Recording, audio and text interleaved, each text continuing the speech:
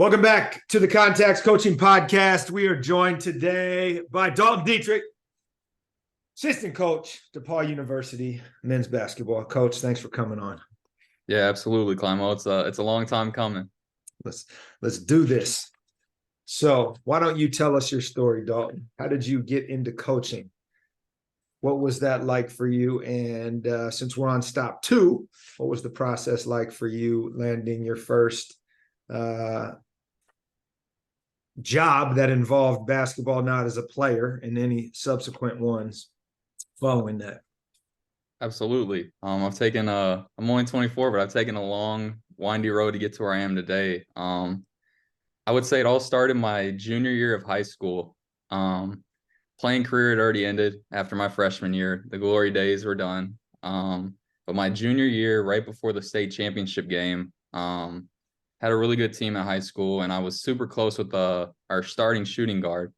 And they were going kind of light that week in practice, and we had a couple classes together, and he was like, I want to get shots up. And his dad's a superintendent, so he's got the keys to all the gyms. And I kind of jokingly said, like, how can I work you out?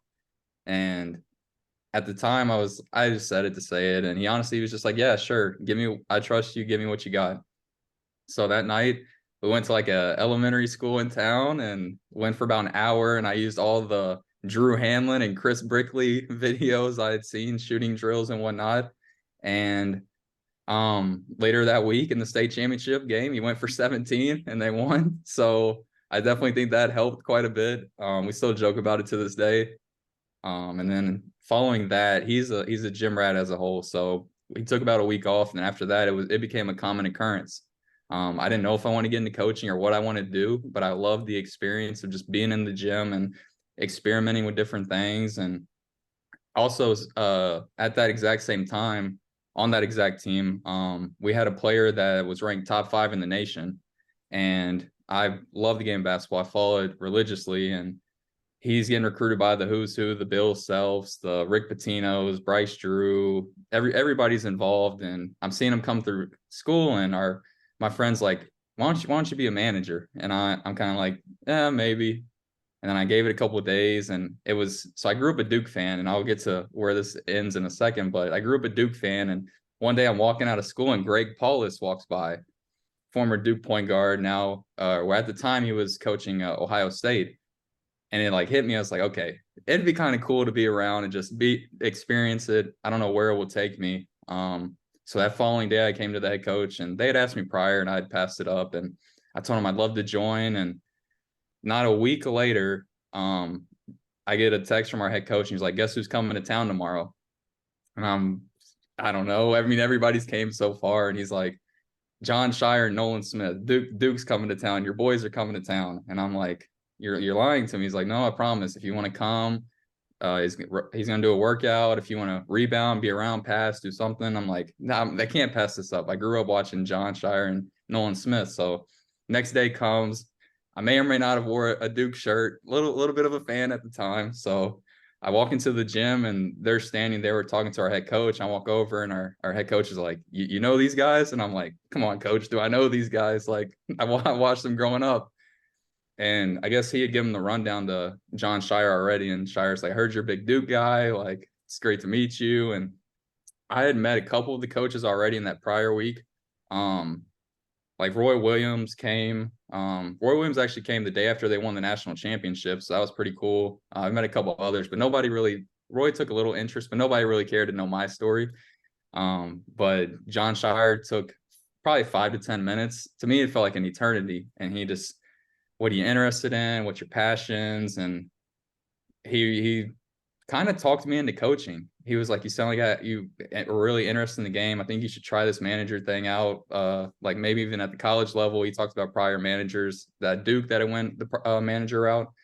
And I feel like at that moment, it was like the light bulb moment for me. Like it went from, it's an experience, I just want to be a part of it, to let's take this real seriously and see where we can go. So I spent the whole spring, summer with them, finished out as a manager. And then I had a tie to Indiana State, where we had a current manager at Indiana State. He had known the Dobo well. And one thing I definitely want to do in college would be a manager. So I, not recruited wise, but I definitely looked at schools where I was like, hey, I would love to be a manager. And I ended up joining Indiana State. And my freshman year, I learned there is a big difference between high school and college ball. I know I didn't know anything, but you get in your first college practice and it's fast paced and the terminology. And that whole first year was a whole whirlwind for myself as a manager. But sophomore year, I joke around with guys that when I first got to Indiana State, they like the managers didn't really go in the office unless you needed something done. And by my middle of sophomore year, I practically had like residency in the office. I lived there. I was sitting next to GAs, picking their brains, and you couldn't get me out of the office. It was just an all the time kind of deal. And then that carried on to multiple things. My sophomore year going into, I only did 3 years of college. So my sophomore year and going into junior really became my senior year. And I did the NCAA Basketball Academy. It was the inaugural first in NCAA Basketball Academy. I was one of 12 managers selected, went to Illinois. And I mean, I walk in and I'm looking at guys that are managers like Michigan State, Dayton, and I'm like, these are the big dogs right here. I'm talking to a guy that works for Tom Izzo and all these things. And at that moment, I actually got my best friend that was a shooting guard. He was playing Division III ball, and he got invited as a player to work it. So there's managers, like student athletes. We were part of the same group, so we worked it together. And at the time, there was a coach at Rose-Hulman named Rusty Lloyd, who was in my best friend's conference. So we all became close, super tight. Well, little did I know, I'm now working for Rusty Lloyd at DePauw. So that's where we're slowly getting to where it all ties in. But I enjoy that experience. I finished out as a undergrad manager, and thankfully, I was blessed enough to be brought back as a GA at Indiana State. Coach Lansing wanted to bring me back once I told him that was my intention. If I really wanted to pursue coaching and do it at the grad level. This was during the COVID season. And unfortunately, after that year, Coach Lansing his contract wasn't renewed. So we had a new coach coming in, and I got actually lived through a coaching transition. So I got to see what that was like. Coach Schertz was grateful enough to have me back around the program in a grad role. I was kind of burned out at the time, so it was a little leeway with a lot going on. So I'm super grateful for that. And then after I finished my time at Indiana State, it was up in the air. As you know, we've had previous conversations. I didn't know what was going on. I wasn't sure what was the next step. And I just happened to work at a rec center during that time. The starting center on Larry Bird's team, his son owned the rec center, and he actually coached an AAU team on the Under Armour circuit. And he was like, why don't you come coach with me? And I was like, let's do it. So I spent last summer coaching AAU. And right as I started to coach AAU after I graduated, I told Coach Lloyd, like, hey, if I don't find anything, like, I'll volunteer for you at Rose-Hulman, where he was currently at. And he's like, well, to be honest with you, I think tomorrow it's going to be announced that I'm getting the job at DePauw, which is about 45 minutes down the road. And I'm like, okay, I can do it. All right, well, I'll volunteer for you at DePauw. And then time goes on, and a couple opportunities came up, some support staff roles, but I'd always just wanted to coach. Like Coach John Shulman, he's at Alabama Huntsville now. He'd always tell me there's something special about being called coach and having that role and whatnot. And there was a couple D1 support staff roles, but I knew Coach Lloyd from way back at the old NCAA Academy, and he hit me up late July, early August, kind of around this time. And I was like, he asked me if I wanted to join. He was like, it may not sound intriguing and interesting to you, but would you like to be a fraternity dad? And I had never been in the frat life, never done any of that at the Division I level. It's super uncommon at our level, obviously. And I'm like, why not? Let's do it. And one of my mentors always told me to at least don't turn down a basketball opportunity, like hear him out, live it through, especially at my age. And I was like, let's do it. So here I am, just wrapped up year one at DePauw. I loved it. I mean, it's been amazing recruiting and everything that you put in a ton of hours as a manager, GA, on things you'd like to implement or do and whatnot. But obviously your voice doesn't hold the most weight and whatnot. It kind of works this way up. You talk to the third assistant and he talks to the next guy if it's good enough. But man, this year it's been great. I've really enjoyed it. Awesome. There's a lot of stuff to work with there. So I want to dive in specifically to the idea that you can't coach if you don't have an extensive playing background. And given the nature of your path, talk a little bit about the challenges you faced with that reality and how that's actually benefited you as you have now begun to coach at the level you're at. Absolutely. There's a lot of challenges. I'd say the first one coming up in my time was the guys ahead of me at the GA level that we had that were previous managers. I don't know if they wanted to get into coaching. So there was kind of maybe a reputation or whatnot. And obviously, as a coach and in this space is the players have to believe in what you're saying. And a lot of guys, you may not believe the manager or whatnot, but one thing that I took seriously from that sophomore year on was just living in the gym as well. 10 o'clock, you need somebody, I'm here. 11 o'clock, you need somebody, I'm here. And those just added up from one guy to two. And then you take just one example would be just taking pride in your passing. I never a lot of really good players that I've been around, the attention to detail and just making crisp passes. That really helped. Just a lot of sweat equity and being available. And then a lot of it, once you build up that small amount of credibility and it comes into a lot of the film you've watched and a lot of the outside things that play a role. And I definitely think there's something to be said for a lot of the managers that have came up. And there was at one point, actually my freshman year, I definitely need to update it. But at my freshman year, I did a little research of how many managers are actually Division I coaches and how many didn't play D1 at all. And it definitely showed me, hey, there's a path for this. And I definitely think there's something to be said for it for sure. Love it. I also want to tap into maybe what I would consider some misconceptions about what the term / role of the manager is. As you know, I got my start in the same boat. I was a manager for multiple years and then got promoted to an assistant coach and then hired as a full-time coach at the same spot. But talk a little bit about your experience as a high school manager briefly, collegiate manager, and what you learned through the myriad tasks that were just coming at you. Talk a little bit about how that has now served you moving into a role as a teaching assistant. Absolutely. High school, I would say it was pretty laid back. It was more your logistical in terms of just making sure the gear's ready, you passing, rebounding. We also had a huge staff in high school because we were really good. So everybody wanted to be a part of it. So I didn't do too much. Just ball under your arm and a towel around you. But when I got to college, that's when it really took off. I mean, you're helping with food on the road. We did class checks. We would wake guys up in the morning if they weren't up. There was a lot of things collegiately where, and then as you build up a little credibility through those years, your junior year, you're helping more with the film. I learned I didn't know what synergy was. I learned a lot about synergy. And honestly, the more you learned and the more you're willing to take on as a manager, the more the staff that they were open to giving it to you. I remember my junior year or my senior year, I was talking to a couple of the assistants and I had never spoken about wanting to truly go into coaching, like super pursue it. And one of our GAs at the time, and I'm super grateful for him, he went up to his assistant or our assistant and was like, he's dying to coach. Like you got anything for him? And we had an app or service called Fast Recruit. And it was just something the coaches would do, go out to AAU and keep guys in mind. And he was like, look, I'll give you access to Fast Recruit. Like, I want you to find out where guys are playing AAU wise. And I want you to input all of this. Like, it would take a lot off of us. So I took that and ran with it. And then this was also the same year that the portal kind of started to be a big thing.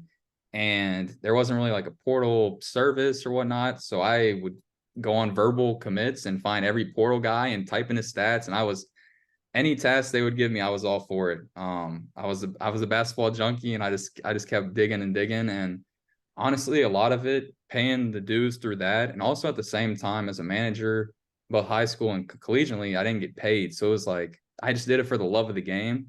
And I still to this day, I mean, the pays probably will never be there. And that's something I'm okay with. You just love what you do. And I mean, from our interactions, I've just been living on cloud nine. And man, I can't say enough about paying your dues. And I think I've talked to my best friend's actually a GA now, and we still talk to this day. And I was telling him, like, dude, you have no idea. I've done what you're doing now. I did it in various roles for 5 years, like at that role. And when you play or transfer, or you're as a manager, it's like you really find out if you love the game, if it's something you really want to do. Mm-hmm. And for me, it checked that box. Like, this is what I want to do. I want to impact lives, and especially guys, the younger generations coming up. I want to impact and inspire them. Yeah, no doubt. And I think one key takeaway for people that are listening and their early career in some of these entry-level jobs is that you lived in the office, even when you weren't getting paid to do so. And it was a similar approach that led me to the opportunities I got, where I joke all the time, like, I didn't go to class in college. I was in the basketball office 40 hours a week doing basketball. And, I scraped by. I think I graduated with like a 2.2. But a 4.0 and a graduate degree in basketball and coaching from some of the mentors I had. So I think people need to understand that you need to be around it. You need to be doing more than your share. You need to be, as you said, take the ball and run with it, and then you get more responsibility. So I love that. That's how you got your start. It's giving me flashbacks to my own. Let me ask you this. When you got to DePauw and you were,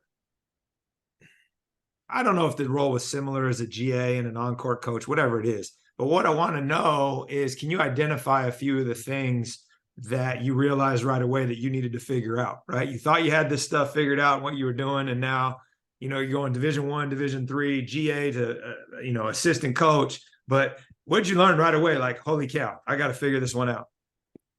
I'd say the first one for sure would be simply really just finding my own voice.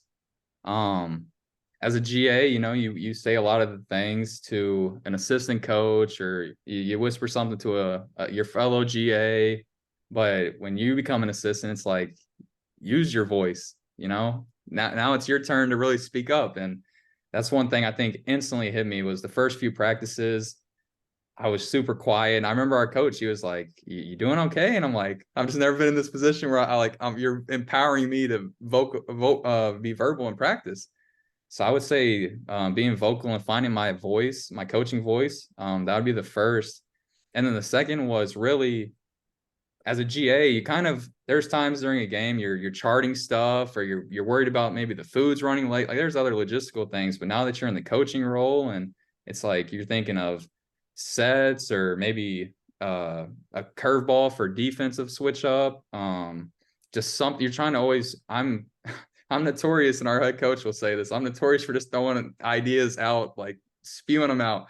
And that's something that I really had to transition from. You're in that shoe, or you're in those shoes and whatnot on the bench. Like, if something's not going right, just throw something out. Maybe it sticks. And there was a couple of times where we're playing our rival, and I threw an idea out for a set, and it worked. And it was like the moment where I'd say I really found my voice in coaching, and my place is, I definitely think as a GA and manager, I may have dealt with a little imposter syndrome, of maybe I don't belong, maybe I do, who knows. And then that moment, middle tight game, sold out crowd, rival, play works, and coach middle of the game turns around, gives me a fist bump, and I'm like, in my head, I'm like, this is great, this is awesome, I can do this. Like, and that was so empowering and whatnot. But really finding my voice, I would definitely say, was the first one when I became into the assistant coach role.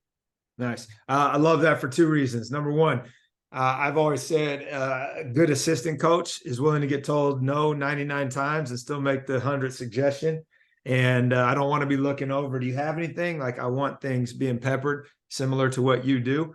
And secondly, the preparedness that you have based on the amount of film that you watch probably led you to be able to make those suggestions and to have something to suggest, rather than not doing the deep dives that you traditionally do. So I think that's what is it? Luck is when preparation meets opportunity, right? And you're sitting on that due to the work you do outside of the office, so to speak. Let me ask this. So you've worked at two different programs. actually hell, 3 if we count your high school program.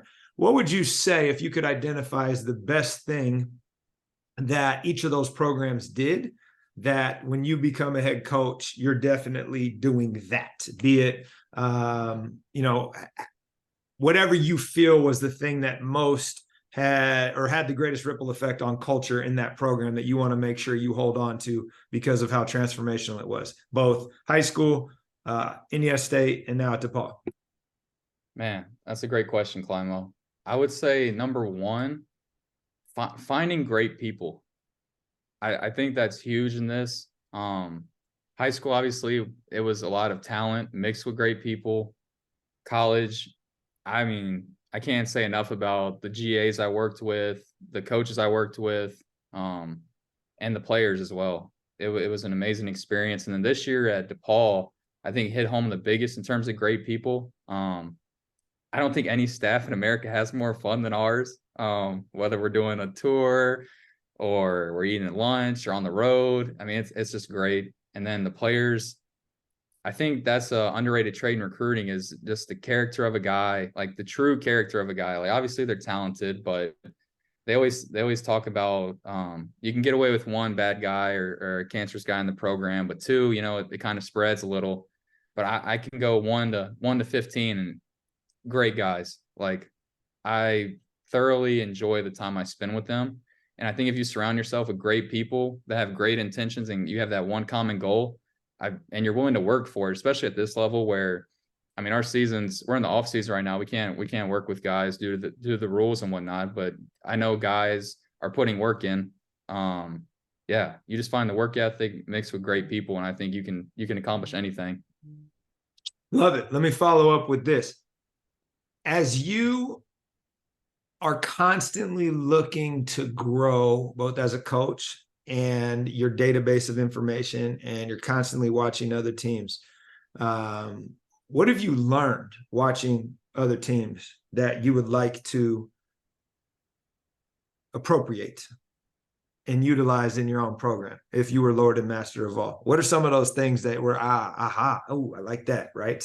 And not necessarily in the weeds on it, but really like, wow, if we can do that, that would be super helpful. From a philosophical standpoint, or it is an and question. However you would like to answer it is okay with me. Sounds like a common friend of ours. I would definitely, the first one, I've really been fascinated with a certain offense right now. So I've really just been diving into that, like just what are the intricacies of it. And I've also noticed a common theme that more so at the college level, but also the NBA and Europe and everywhere, they're running concepts of it, not that exact offense, but there's concepts and you're slowly seeing it all over. And just how can we incorporate that into our scheme and whatnot. And one cool thing about our coach is, and it's unique at first when I first met him, but he doesn't really have an offensive philosophy. It's a year by year basis. We base it around the talent, the personnel we have, and we go from there. And I think this upcoming year, our talent matches that exact scheme. So it's been super cool to have both of those worlds collide. So that's one thing I definitely think of implementing. And it's actually something that he wanted me to, once again, take the ball and run with it. I threw out the idea of, hey, I think this would really be something good for us. And all right, cool. Go find me some clips, find some teams that run it, show it, draw it up for me. And yeah, it looks like we'll implement some of it. So that's definitely something I'm excited for. That's awesome. What about as you're out scouting in person? What are some things you've picked up watching that maybe hasn't directly translated into your team at DePauw, but just they're in your file box for when you're in charge? That's a great question. Now when you say scouting, are you saying like potential players or opposing teams?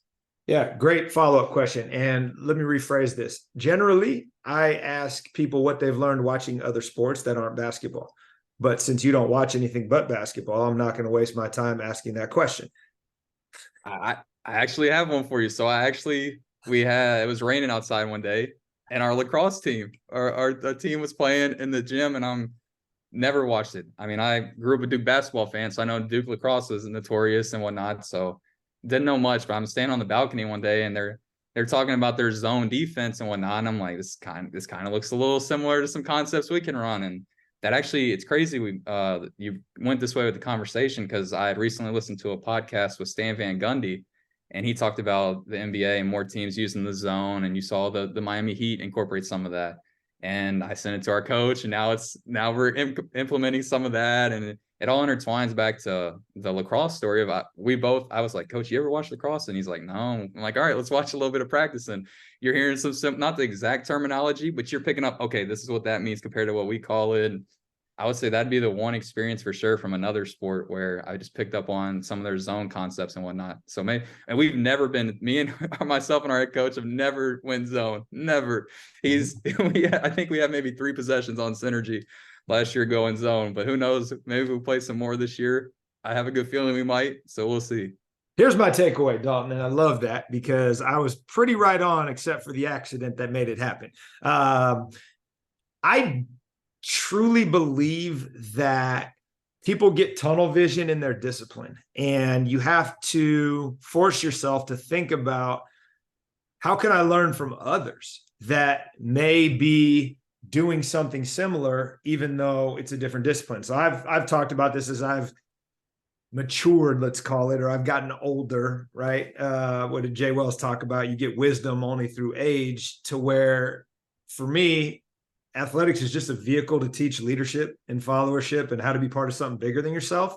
And ultimately, each discipline, there's a different way to do that, but they all transfer if you're willing to learn, right? You took a specific tactical, philosophical thought and made a connection, right? So my challenge for you would be, especially in the off season when you can't do anything, those teams that are in season, how are you at those practices? How are you watching what they do behind the scenes to grow your own toolbox again of things that might translate, even though they don't normally align with the sport that you are currently coaching? Like, here's a question. I noticed this, pools are outside the office. So I watch swimming and water polo all the time. And I made this observation. I said, what would it be like, Dalton, if you could never get on the floor or physically demonstrate what you're asking these guys to do? Because if you're on deck as a swim coach or a water polo coach, like, you can't get in there and show them. So what does that do to your approach to teaching? And you don't have to answer that right now, but it's something that, like, I've been trying to think about how to coach in a way in which, well, I'm breaking down physically. How can I still demonstrate, right? So that type of thing. What are your thoughts on that? It's crazy you mentioned that. I just finished up Nick Nurse's book, and I can't remember who the exact coach was, but he told me the head coach, when he was either in high school, college, used to run up and coach from the press box. And I don't know, like, basketball wise, I don't know how applicable that is, obviously. And he mentioned that in the book, but it's definitely given me some thought of the various sports that you mentioned. It's like, how can you coach that way? I know a manager friend of mine mentioned his head coach. There are some practices where he'd sit up in the upper bowl and just sit and watch, or he'd coach from up there. And yeah, it's definitely a unique perspective. I had never heard of it before and never thought about it before until I literally a couple of days ago, I read it in the book, and then you just mentioned it now. So it's definitely something to ponder about. Yeah. Well, when my head coach was on a couple of weeks ago, Bob Williams, he made a comment that I highlighted in the newsletter, and it's like, where are you standing during each drill in practice? And if you haven't thought about that in advance, you're not doing a good job, because it's very particular as to what you're looking for and where you stand. And if you find yourself always standing in the same place, you don't have the same perspective that you might have somewhere else. I like that. Yeah. So keep it in mind. I actually watched the video where I'll run it back with TB and I, and like, hey, where are you moving on the court? Or I'll see him standing. I'm like, go over there. Right. And just make sure that we're trying to get different angles on what we're doing. Let's go here. You have been with 4 different head coaches, it sounds like, right? High school, 2 at ISU, and then coach now at DePauw. What are the elements you think make a good practice? Stealing from everybody. What are the things that you think, hey, this is a great approach that you can have the best probability of getting a good outcome from a practice standpoint? First off, I definitely say organization. And it's one thing I've put down as a mental note to myself is what would you do if you had to make the practice plan today? Say coach can't make it, or whoever else is that on the food chain ahead of you, but how or what would your practice plan look like? So I'd say organization. Our head coach is he's got the time, and if the time ends, more often than not, we're moving on to the next thing. Unless we're really doing bad, then we'll make sure to stick on it. But I'd say organization first, and also within the organization, your voice in terms of clearly explaining things. I feel like I've had a handful, like all four, I think, check this box of whatever the drill is, whatever defensive drill, or we're working on some offensive breakdown. One of our coach called it talk and teach. It's always very clear and concise, and we're trying to get out of the drill. You know what the objective is. You know what we're trying to accomplish. I would say both of those two, and then also to both of those, I'd even throw in a curveball of being flexible. Maybe you're feeling the vibes off from the practice plan, and maybe you need to go something different that maybe you hadn't even thought about. We're going to pivot and do this. And that's been something we've done this year at DePauw as our head coach. He's been super flexible. Our guys will be shooting free throws, and he'll kind of feel out the vibe of how the last segment of practice went, and we'll scratch this. Let's go to this instead. I think this will get the guys going. It'll get us more energized and whatnot. So I think those three: organization, having a clear, concise voice, and being able to explain things, and then just being flexible as well, and having a good awareness as a coach to know what the practice is going in the vibe. Love that. Let me follow up with this, since we're on this synopsis of your mentors. What would you say if I asked what a specific piece of advice or specific learning that you got from each of those four leaders over your time that you still hold on to this day, right? So from him, I learned X, Y, Z. And if you can't do it, just give me one or two and we're good. It's a great question. Wow. I would say one common theme, and it's weird, they've all came at different points, and maybe it's not a piece of advice per se, but it's a comment they've made to me that has stuck with me. My high school coach, he had told me that I could do it at the next level. And then my first coach at Indiana State had called me a sponge my sophomore year when I really started to get into it. And he said he loved having me in the office, which, as I've mentioned before, is kind of like a forbidden thing. You didn't really come around. My most recent Indiana State coach, he talked about how the different paths, and that he gave me the empowerment of just because you aren't a former player, you can do it.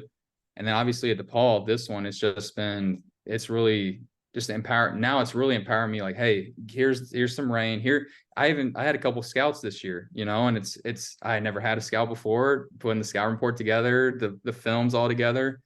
I'd say it's a lot of that.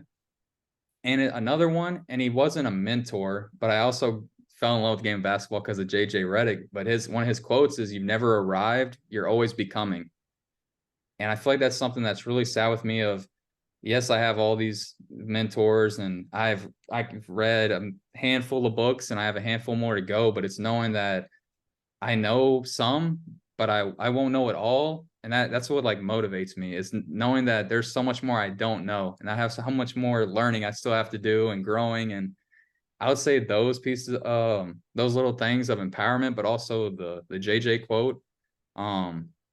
And honestly, there's probably a couple others that I have saved in my phone somewhere, whether it's a text message or something like that. Those are the ones that have stuck with me the most.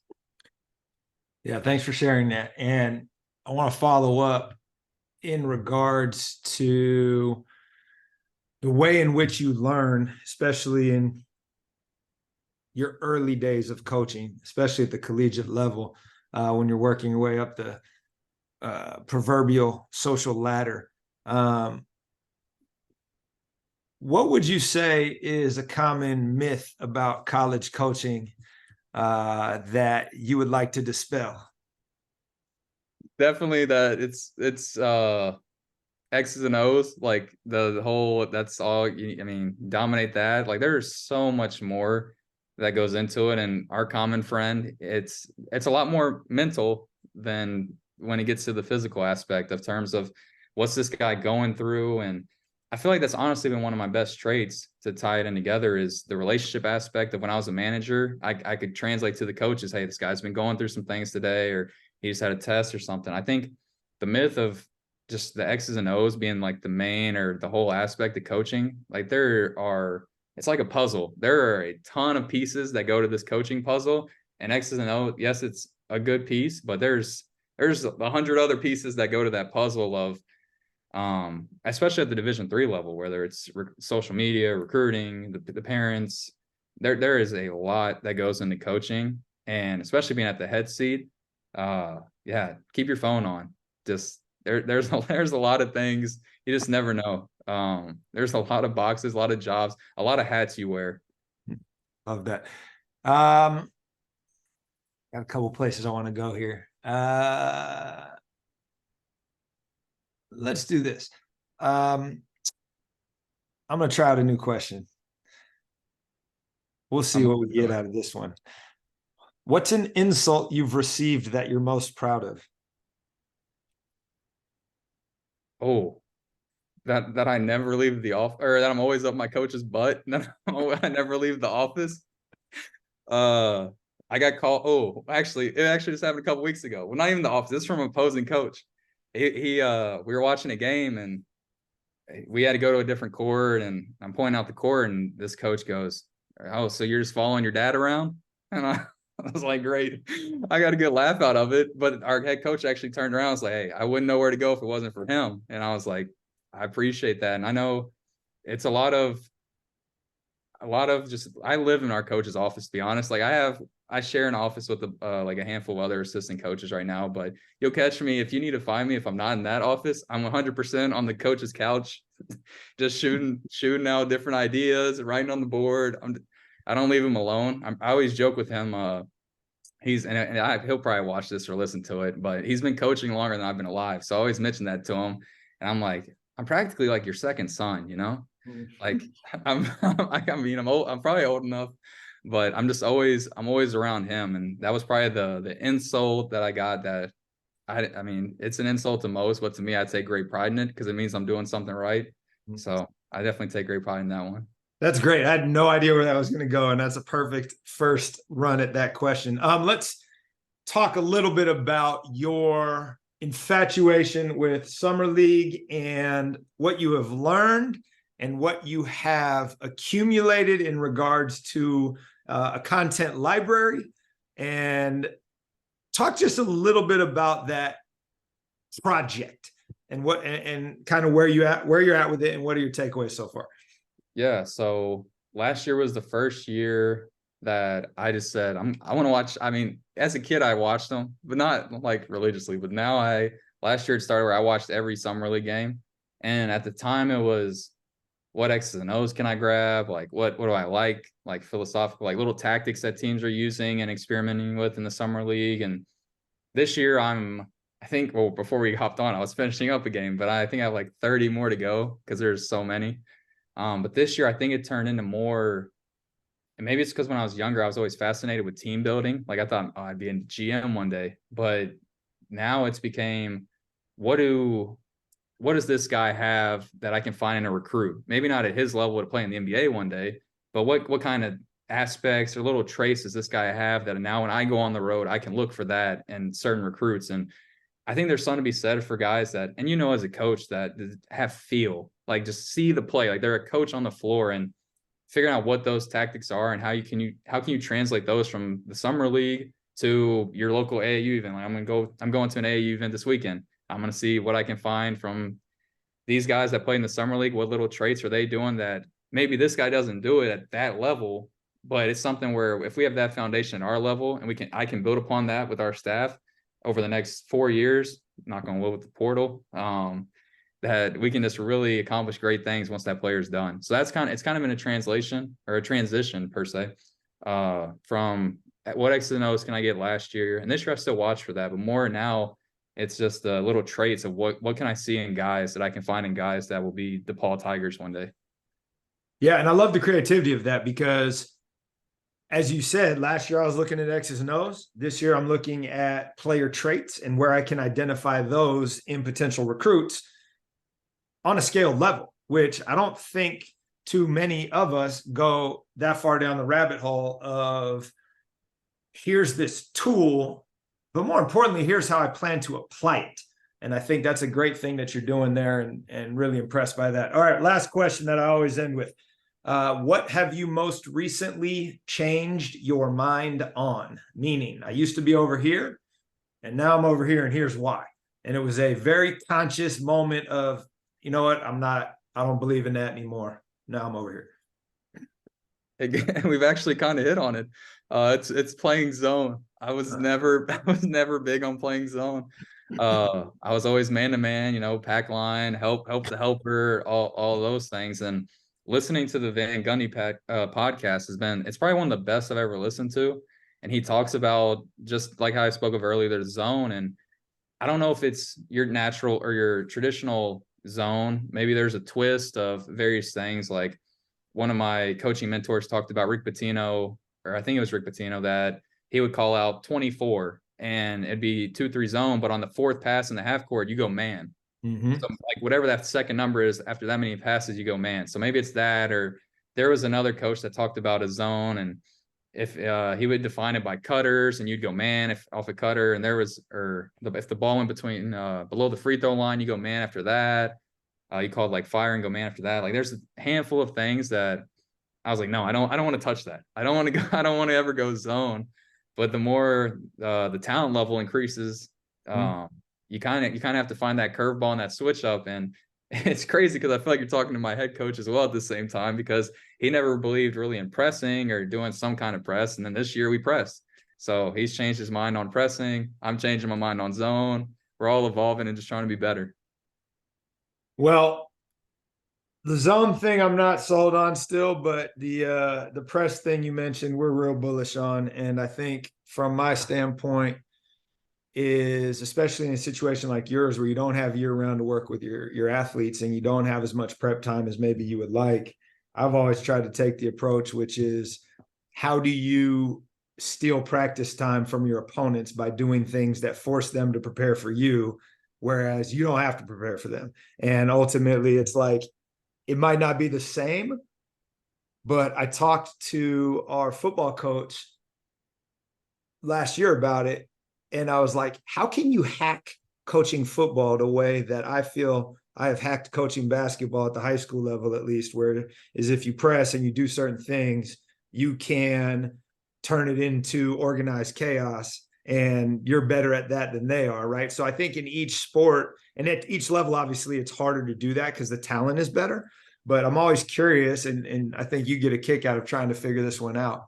How do you hack it so that ultimately you're getting a minimum effective dose of time spent to get the maximum results? And I'd be curious to see what you come up with over the years. Last question for real. Since you have so much knowledge and so much time you're pouring into this, I'd love for you to be able to share with others. Where can people find you, reach out to you, get a look at the vault, and anything else you may have to offer with your 99 suggestions? Well, they can find me on Twitter. My Twitter is Dalton Dietrich 7. That's all my social medias: Twitter, Instagram, the whole nine. Not on TikTok, but that's where people can find me. I do a lot of retweeting of one common mentor of mine is actually the guy that is behind Pick and Pop, Zach Bovair. He's a good friend of mine, so I'm definitely retweeting a lot of his stuff. But yeah, that's where you can find me, and I'd love to connect with anyone and everyone. So awesome. Well, if you want to talk hoops and find somebody that is absolutely committed to getting better at it, go ahead and reach out to Coach Dalton here. And thanks for being on today. It was fun. Absolutely, Climo. I appreciate it. I had a blast.